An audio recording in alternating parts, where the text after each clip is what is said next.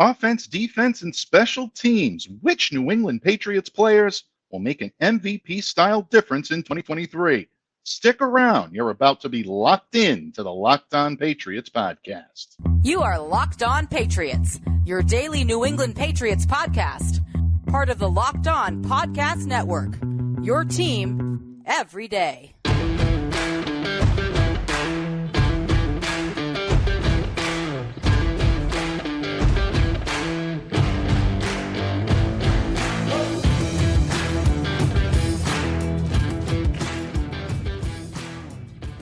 Hello to all of you Foxborough faithful. Welcome to the Locked On Patriots podcast. We are a proud part of the Locked On Podcast Network, your team every day. Subscribe or follow for free on YouTube or wherever you listen to podcasts to get the latest episode as soon as it's available. I am your host, Mike Debate, and I cover your New England Patriots for Patriots Country of Sports Illustrated. So reach out to me and let me know what's on your mind on Twitter at MDABATENFL. While you're out there showing some love to the Twitterverse, please be sure to follow the Locked On Patriots account as well, LO_Patriots. And of course, Pats fans, I thank all of you for joining me here today. Part of your pseudo-holiday week here, taking you in through the 4th of July, and of course, for making us your first listen today. Special shout out, as always, to all of you Locked On Everydayers out there.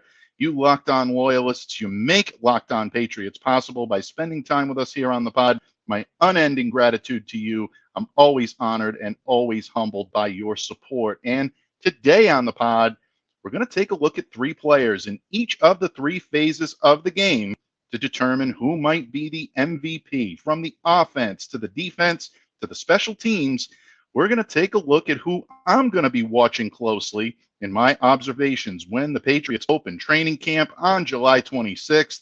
Coming up shortly, folks. Hard to believe, great to believe, and we can't wait to see our favorite team in Foxborough back out there on the field. So, without further ado, let's get right into it, and we're going to start off big. We're going to start off with the offense, and as you know, the New England Patriots limped to an 8-9 record last season. It was clear that changes were going to be needed, especially on offense. And for the second time in 3 seasons, New England failed to qualify for the playoffs. It really was due mostly in part to their scoring futility. The Patriots finished the 7th worst in total yards, while scoring only 17th best when it came to points per game. That's not going to cut it if the New England Patriots want to hope to be a playoff team. So enter, or re-enter, actually, is a better way to put it, new offensive coordinator Bill O'Brien. And we all know that Bill is coming in as the savior. Some people are saying he might have been the most poignant acquisition for the Patriots in the offseason. He's charged with the duty of repairing what had become a fractured offense under previous offensive play caller Matt Patricia. We use the word fractured here a lot on Locked On Patriots, and I, for one, can't think of a better way to put it. In his lone season at the command post, Patriots offense regressed from one showing significant promise in 2021 under Josh McDaniels to a subpar unit, again, dwelling among the NFL's bottom teams. But O'Brien's structured discipline approach is expected to show marked improvement for several of New England's veterans on offense. And New England also added a couple of complementary pieces as well. Juju Smith-Schuster coming over to be the Patriot slot receiver of the future.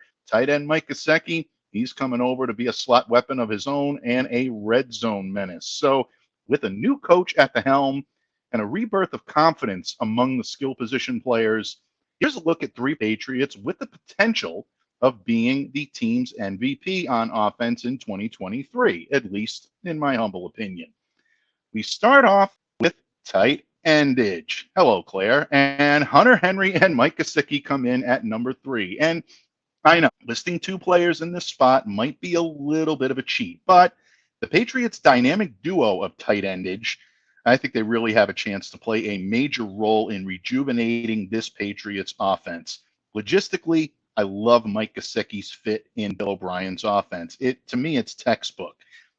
Type of offense that Bill O'Brien loves to employ, create space and mismatches for bigger pass catchers. And I don't think you're going to have a problem with either tight end on the roster. Gesicki, 6'6", 247. Hunter Henry, 6'5", 250. Neither one of these guys lacking in that area. They meet the criteria. Gesicki really pops out in this case because I think he's got the ability to power his way into those contested catch situations. That's going to be particularly useful in the red zone. That's an area where the Patriots did not do so well last year. And you know that the ex-Miami Dolphins coming in, and he wants to be a difference maker for the Patriots in scoring situations. He finished second among all tight ends in contested catches in both 2020 and 2021, 61 in both seasons combined. By comparison, Patriots tight ends found the end zone only 15 times over the past 4 seasons, and that's Hunter Henry responsible for 9 of them in 2021. So the Pats definitely can use an upgrade in that area, and Mike Gesicki can help them do that. But don't forget about Henry on this roster either. Claire's not the only one to remember that he is an important part on this team. Murph mentioned him on Monday. I wholeheartedly agree with this. Henry's expected to benefit from his new teammate without any question. He finished 2021 having compiled 603 yards on 50 catches with 9 touchdowns. Really looked like he and Mac Jones were on their way to a beautiful friendship. His numbers dipped a bit during his second year with the Pats. I think a lot of that was inferior play calling and just difficulty with assimilating into a new offensive style under Matt Patricia, but he still held atop the depth chart at the position with 41 catches for 509 yards and a couple of touchdowns. Now, this year, you're not going to see the disconnect at tight end that you've seen the last couple of years. I love Jonnu Smith as a player. I think he was underutilized and maybe misutilized during his time here in New England, but it just wasn't the proper fit.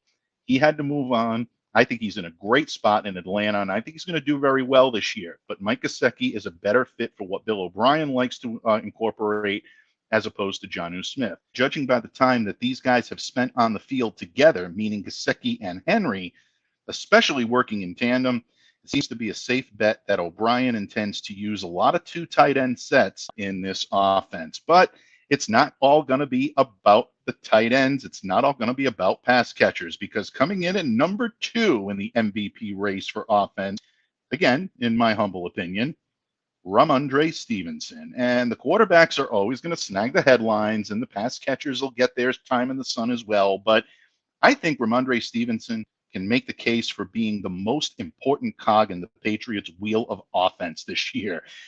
Emerged as New England's feature back in 2022, had 1,040 yards on the ground with 5 touchdowns.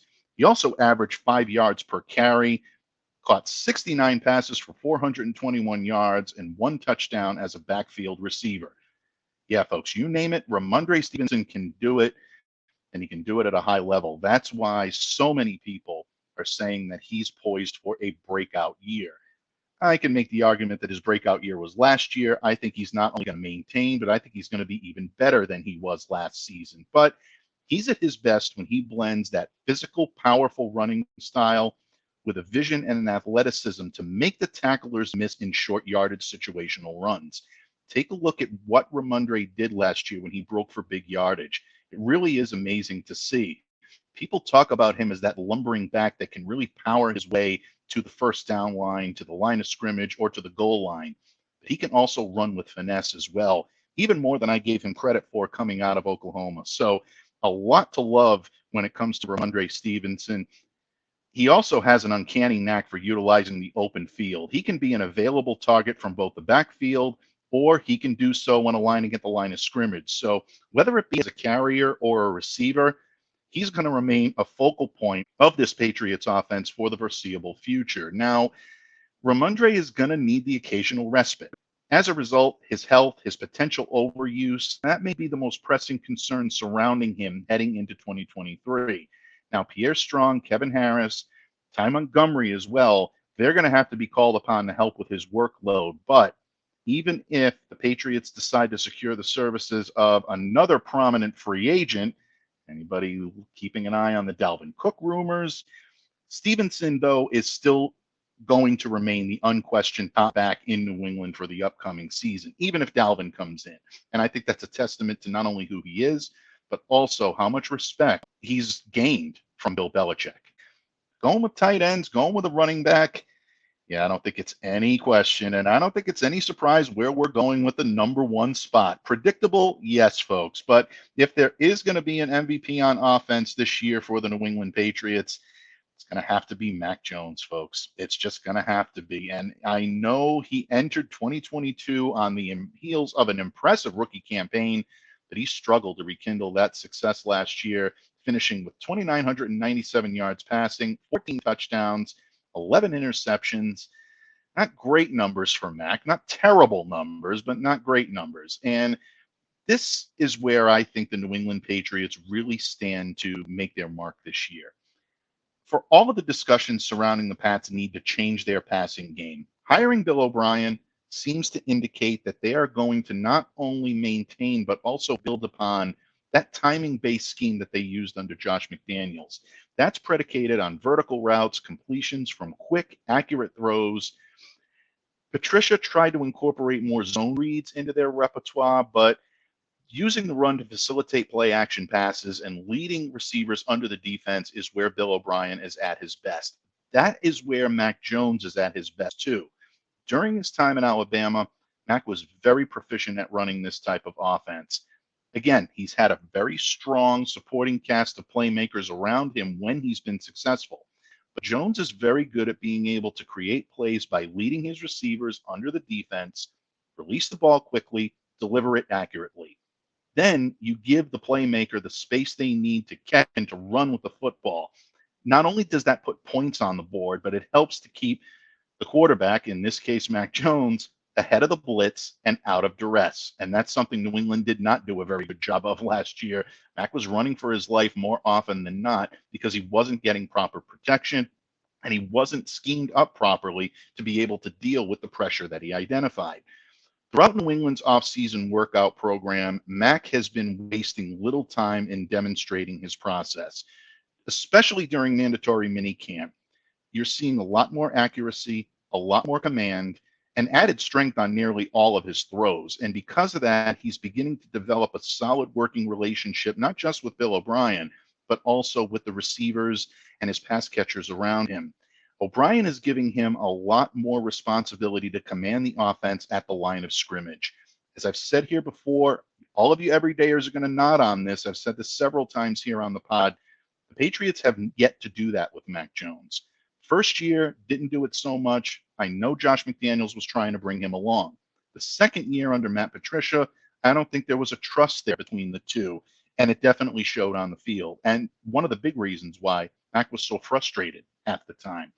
I think you're going to see a lot more confidence in him, and I think you're going to see a lot more confidence in his performance because he knows that his coaches trust him. So based on that, you've got Mac's desire to maintain his poise, his drive to improve, and Bill O'Brien's ability to keep him in check, under discipline, and hopefully out of duress. That's going to make New England's passing game pop this year. You're going to see those quick, accurate throws. You're going to see the timing return on this offense with the pass catchers and the running backs in tandem with Mac Jones.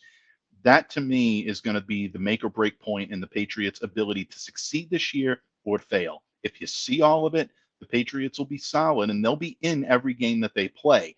Are they going to win every game that they play? Absolutely not. Folks, we don't even know if this is a playoff team yet. We have to take a look at how they are on the field. But if these four players round into form the way we hope they will, New England Patriots offense is going to be a lot better than most people think.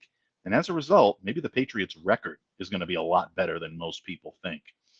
Pats fans, offense gets the name, but the defense always wins championships. And the Patriots defense is once again poised to be a very, very good unit in 2023. But who are going to be their stars? Well, I've got three suggestions for you. One may surprise you a little bit, and I may have some omissions on the cutting room floor that you may want to see on this list. That's part of the fun of it, folks. It's all about opinion. We're going to continue in just a moment when this episode of the Locked On Patriots podcast continues for our three potential MVPs on the defensive side of the ball.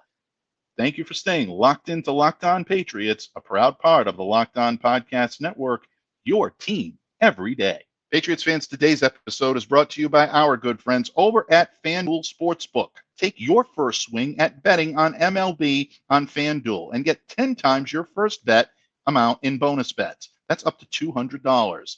That's right, just bet $20 and you'll land $200 in bonus bets, win or lose. That's $200 you can spend betting everything from the money line to the over-under to who you think is going to hit the first home run. All on an app that's safe, secure, and super easy to use. Plus, when you win, you can get paid instantly. There is no better place to bet on MLB than FanDuel, America's #1 sportsbook. So sign up today and visit FanDuel.com/lockedon to get up to $200 in bonus bets. That's FanDuel.com/lockedon. FanDuel, official partner of Major League Baseball. Patriots fans, thank you once again for spending time here with us on Locked On Patriots, taking a deep dive into Patriots' potential MVPs in 2023. And while the Patriots offense continues to draw the attention of fans and media alike, the club's defense is once again poised to be their top asset in the upcoming season. I believe this team is built on defense, and that's what's going to carry them to the promised land if the Patriots hope to return to the playoffs. Now, last year, New England's defense led the NFL with 7 defensive touchdowns. They produced 30 takeaways, that's second only to the Dallas Cowboys, who had 33.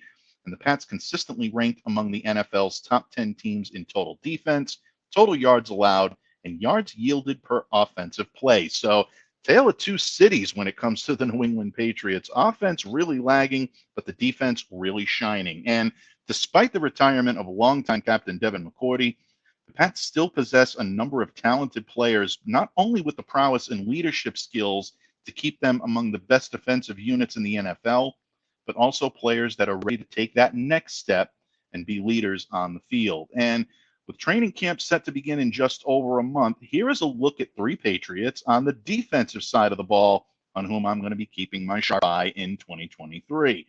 And of course, we start with the rookie everybody can't wait to see, and that is Christian Gonzalez, the number 17 pick overall in the 2023 NFL Draft, has the chance to become the Patriots' boundary cornerback of the future. And this rookie phenom already seems well on his way to becoming a competent pro. He finished his 2022 season with the Oregon Ducks having completed 35 tackles, 4 interceptions, and 4 passes defensed. He was also one of college football's most durable players. He started all 12 games in which he played during 2022, and as well as each of the 18 that he suited up for with Colorado from 2020 to 2021. So already an impressive college resume, but I think his value this season is going to be as much about adaptability and athleticism as it is about his statistical competence. Well-sized, got 6'2", 200 pounds, the height, the length to match up against opposing teams' top receivers on the outside. Now, in a game setting, I think Christian is going to be at his best in man coverage. That's where he did his best work at Oregon. He also has the ability to maintain eye contact with the quarterback, and that makes him a potential asset in zone as well. So if the Patriots decide that they want to switch up their concepts a little bit, Christian Gonzalez is not going to be a deer in the headlights. He's going to adapt to that, and he's going to play pretty well in it as well. And I think his performance during training camp is really going to decide what his role is going to be at the start of the season, because I think he could start game 1 as your starting boundary corner. A lot of people think the Patriots may take a little bit more of a temperate approach. I don't think so. I think they're going to go right after this kid, and I think he's going to be up to the challenge. He already showed enough athleticism and field savvy to ensure that he's going to be a notable part of their core of cornerbacks. Just from the limited sample size that we've seen in OTAs and in minicamp, I can't wait to see what Christian Gonzalez is going to do in training camp and then into the preseason. If he starts to shine, he'll definitely be on the starting rotation in game 1 against the Philadelphia Eagles in early September. So Christian Gonzalez right off the bat, I think, has a chance to be an MVP in his rookie season. Number 2 may surprise you just a little bit. And the reason I say that is because some people have been a little down on this young gentleman because he didn't quite live up to the expectations he set in year 1. And that is Christian Barmore. I think Barmore is poised for a huge season. One of the big reasons why is he's going to be healthy and he's going to be ready to go. Barmore arrived in New England via the 38th overall selection in the 2021 NFL Draft, and he quickly became an impact player. He finished the regular season ranked first among rookie interior defensive linemen with 48 quarterback pressures, according to Pro Football Focus. And because of that, he entered his second year with a lot of lofty expectations, but a knee injury kept him from seeing the field for 7 games in 2022. That led to a pretty good statistical dip. And as a result, a lot of people started to lose faith in this pick. But I always try to look at potential as opposed to performance when it's isolated. And everything about Christian Barmore's game tells me that he's due for a big time bounce back year if he's healthy. He has an incredible ability to push the pocket, and he can take a stand against the run. That keeps him among the team's premier defenders, and it will again this year. Plays with excellent leverage. He's strong enough to take on the double teams, and he also locates the ball quickly. That allows him to get into position so he can chase it with pretty good effort, and he's got excellent range for his size. He's also demonstrated some pretty quick hands, and that's made him effective both when stuffing the run and challenging the passers. So should he remain healthy and return to form in 2023, Barmore has the chance to be a true game changer in New England's defense. He, in my opinion, is a very important part of the Patriots front seven, especially if Lawrence Guy continues his holdout and the Patriots decide that Lawrence may have played his final game in New England. Christian is definitely poised to play a huge role in that unit, and I think he could end up taking on a pretty big leadership role in year 3. So keep a sharp eye on Christian Barmore. I know a lot of people would have probably gone Kyle Duggar here. I know some of you would have gone Josh Uche. I can't argue with either one of those. I think both of those guys have the chance to be a defensive MVP. But I really love what I've seen from Barmore up until this point, and I think he's due for a breakout season and really prove to the Patriots and the NFL exactly how potent he can be in a front seven, especially in a Patriots front seven. Pats fans, where are we going to go for number 1? Yeah, you probably guessed it. It's not really a mystery that Matthew Judon, the pseudo GM of the New England Patriots, out there doing all kinds of recruiting, but he does his best work on the field when he's wearing his red sleeves on game day. And look, since he arrived in New England during 2021, he has routinely proven that he possesses the versatility, the adaptability to earn the spot as the team's number 1 player on the edge. His field awareness always puts him in position to keep those runs from reaching the corner on early downs.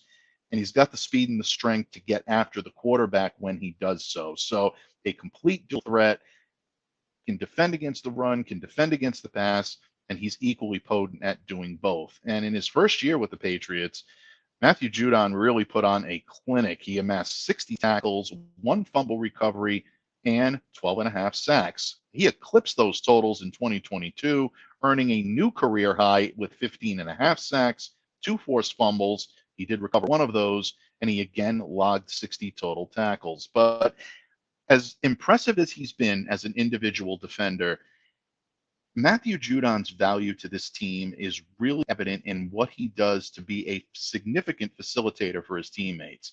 In 2021, he was really quite effective when reading opposing coverages, particularly the offensive line coverage of Christian Barmore, who we just mentioned.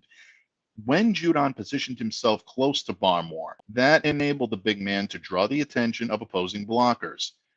When he did that, it left Matthew often alone, one-on-one on the edge, to make life uncomfortable for opposing quarterbacks, to put it mildly. Last season, Judon played the decoy for Josh Uche, and it's one of those reasons why you saw Uche really take that next step. And he set a career high in sacks with 11.5 last year, second only to Matthew Judon's 15.5. Together, that pair formed one of the top pass rushing tandems in the NFL. And with 2023 fast approaching, Judon is again going to be called upon to play a crucial role in New England's defense. Should he continue to build upon that stellar resume, he's going to likely be the most fearsome defender within the Patriots' defensive front. Even though there are players out there that do deserve some consideration, I still think it's going to be tough to unseat Matthew Judon as the Patriots' top defensive player in 2023. But it's not over yet, folks, because special teams count for a lot in New England, and that unit struggled mightily in 2022. Pats are going to look to return to glory in 2023, And they're going to do so through the efforts of guys that I feel to be the most likely MVPs on the special teams unit. We're going to discuss who I mean and why when this episode of the Locked On Patriots podcast wraps up in just a moment.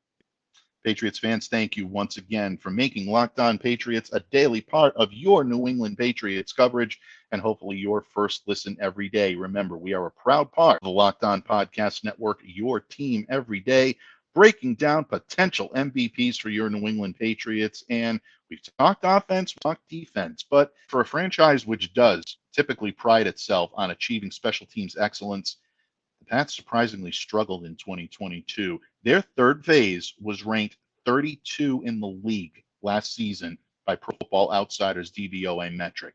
They allowed 2 costly punt returns for touchdowns in their final regular season game against the Buffalo Bills. And that's just one of the miscues that they had, folks. So, as you might expect, changes were necessary. But the good news is they've already begun in Foxborough. Patriots used valuable draft capital to select both a new kicker and a new punter for the upcoming season, and they'll also be welcoming back longtime special teams captain Matthew Slater for his soon-to-be 16th season with the team. Now, most of the time, you would probably agree that Matthew Slater is the MVP of this unit simply by stepping on the field, but I look for 3 players to emerge as potential MVP candidates here for the Pats. And even though it was a downtrodden season in 2022, I think everyone is going to be at a heightened alert because former special teams coordinator Joe Judge is working closely with special teams coaches Cam Atchard and Joe Houston. And we know that Judge is at his best when he's serving in the Patriots special teams. He was their assistant from 2012 to 2014, and his promotion to special teams coordinator, a role which he held from 2015 to 2019, saw New England field some of the most efficient and well-disciplined special teams units in the NFL. So they're going to have a little bit of a new look, an old school approach. Here's a look at guys that I'm going to be watching very closely when the Patriots open training camp, who I think have their chance to be special teams MVP in 2023. And the first guy that I'm going to be keeping my eye on is the newcomer, and that is Chris Board. And you might know him as the player to which Bill Belichick once referred as the best special teams player we'll play against. That's when Chris was playing for the Detroit Lions. Well, you know Bill's mantra, if he has problems against you, he's going to want to add you into the fold. And that's exactly what he did. He's a multifaceted special teamer. Unquestionably, he has the ability to positively impact both the blocking and the coverage teams, and he's expected to play a significant role in the team's third phase in 2023. He's a standout that can really do it all, and even though he's a newcomer, I still think Chris Board coming into this unit is really going to elevate the play of everyone, both on the coverage teams and on the blocking teams as well. So keep a sharp eye on Chris Board. I expect big things from him this year. The second may surprise some people because I know a lot of you would probably gravitate toward the kicker in this circumstance. And I like Chad Ryland. I think he's going to be a solid player, but I'm going with Bryce Behringer at the punter position because to me, this was a position of need. Obviously, the New England Patriots needed a punter. Jake Bailey is gone. He's in Miami now.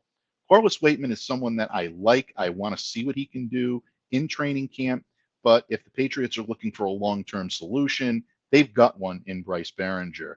Low-risk selection at pick number 192 in the 6th round, but a potential of a really, really big reward. He was a really great punter at Michigan State, folks. I can't say that enough. Set the record at the school for yards per punt with 49, while also ranking first in Big Ten history in career punting average at 46 yards. One of the most decorated players at his position in NCAA history.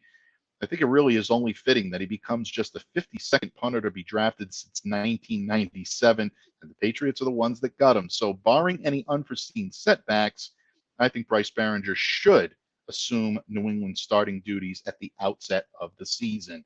And I think it's going to be a lot of fun to watch, folks. So keep a sharp eye out there on Bryce Behringer. It's going to be interesting for the Pats to see what he can do this year. And that leads us to the number one choice for special teams MVP. And again, folks, this is a little bit of a cheat because technically he's listed as a cornerback, and I think he's going to see more time at cornerback this year than anything else. But How can you go wrong with Marcus Jones? He may have been a rookie last year, but he played with wisdom and a skill set far beyond his years, and he really made an indelible mark on the Patriots in all three phases of the game. But his most significant contributions came in resurrecting what had been a dismal return game in 2021. He's a great athlete, just amazing, amazing breakaway speed, evidenced by his game-winning 84-yard punt return against the New York Jets in Week 11 last season. Want to talk about return yards? Yeah, he was a beast in getting these 1,007 total return yards in 15 games. He led the NFL in total punt return yards as well as 12.5-yard punt return average. He also ranked seventh in the NFL with a 23.9-yard kickoff return average while finishing fifth in total kick return yards. For his efforts, Jones was highly decorated. He was voted to the Associated Press All-Pro First Team as a punt returner. He was the only Patriots player to make a first or second team All-Pro last year. He was also named as both All-NFL and All-AFC punt returner by the Pro Football Writers of America. So with training camp approaching, Pats do have a couple of players on the roster that I think can help take some of the pressure off him when it comes to kick returns. That's Pierre Strong and rookie cornerback Isaiah Bolden. Those guys are expected to provide some relief for him this year. But his ability as a return specialist, especially in the punt game, continues to make him the most dangerous weapon on the Patriots special teams arsenal. And for that reason, I still think it's his MVP to lose when it comes to the Patriots' third phase. So there you have it, folks. A trio of potential MVPs in all three phases for the New England Patriots. Did I mention your favorites? Did I leave anybody out? Let me know what's on your mind on Twitter at MDABATENFL or shoot me a message down below if you're watching on YouTube. Would love to hear your thoughts on the Patriots' potential MVPs. Just remember, folks, keep it respectful. We all have our opinions, and every single one is as valid as the other. That's what makes the game of pro football so fun to cover, so fun to watch. It's a fan experience and a media experience like no other. And getting the opportunity to host a podcast like this and interact with all of you is really something I absolutely love. So thank you all for remaining locked into Locked On Patriots. And folks, as training camp approaches, you haven't seen anything yet. We will be back here tomorrow to discuss your favorite team and all the latest from Foxborough. But in the meantime, please continue to stay safe and stay well and be the change that you wish to see in the world. Have a great day, everyone, and we'll see you again tomorrow right here on Locked On Patriots.